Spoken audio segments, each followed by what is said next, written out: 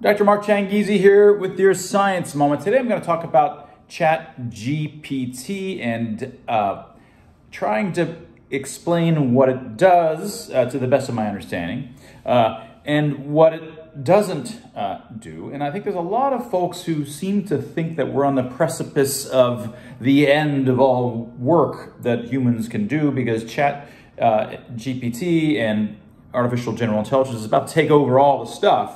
And so we're all going to be out of a job. Now, I think it's, of course, there's always displacement with new technologies, and there's certainly going to be displacement here. And there's also, though, going to be empowerment of all of us in our homes suddenly having the power to do stuff we could never have done before, which is generally the case for all technologies, and this is this goes back to every technology that's ever occurred. Now, I wanted to quickly read to you what I wrote in a recent Substack. It may not be published, or maybe will have already been published by the time this video comes out, but I wanted to liken it to an intern. So I call this ChatGPT and the overzealous college intern.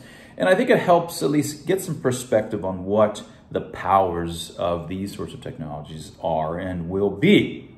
So let me just read it to you here. I'm your new college intern.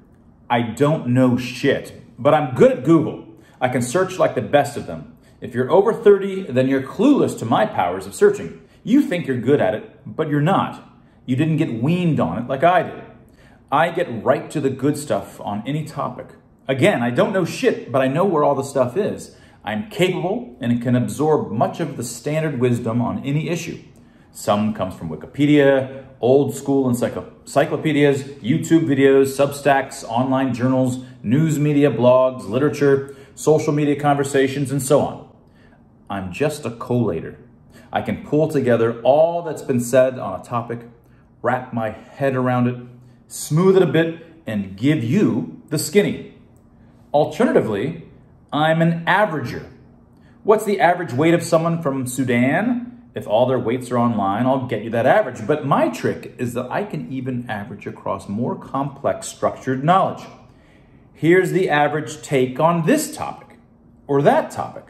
I get those takes by averaging across all the human takes. And sometimes there's multiple takes, in which case I'll give you those, like me telling you that the distribution of weights in the Sudan is bimodal, one for each sex. Asking Google for answers is something we've all gotten good at. But I'm not just better at it than almost anyone. The other advantage I have is that you've hired me to Google search answers to your questions all day long. That's all I'll do.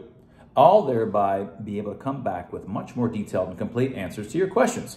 I'm just a variety of consulting service giving you the crowd-sourced answer to your questions, where the crowd happens to be all humankind thus far. Did I mention I don't know shit, but I'm good at collating and explaining? I think I did mention that. It's worth emphasizing that, though. I can't go beyond what humankind has already discovered, because I only know what humankind as a whole knows. If there are combinations of existing areas of knowledge that lead to substantive discoveries no one's noticed, then I won't notice them either. Now, if you notice that there might be important connections between two things no one has noticed, I'll definitely be able to help you get up to speed on those two areas. But that's a whole other thing. And I'm definitely of no help in making genuinely novel developments. Because did I mention I'm just an intern and I don't know shit? Right? All right. Now I'm trying to liken it to like an intern on crack. And I think that's a helpful way. This intern doesn't know anything. They're just good at Googling the crap out of things, right? That's what GPT is good at. And that's what these next generations are just going to get better and better at. Extremely useful. There will be displacement. But you and you and all these people, wouldn't you say you do more than just Googling stuff and just pulling information from the crowd of previous human knowledge?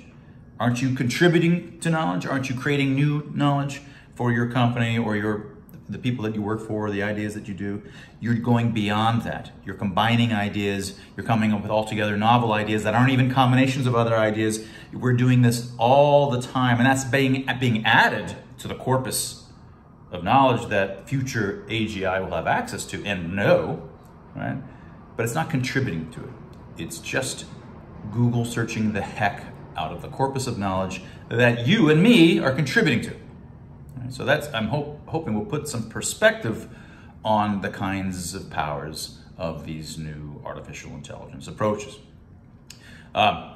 If you're interested, Dr. Tim Barber and I, actually we have our own patent pending on something called the emotion chip. You can go to theemotionchip.com and find out more about our technology.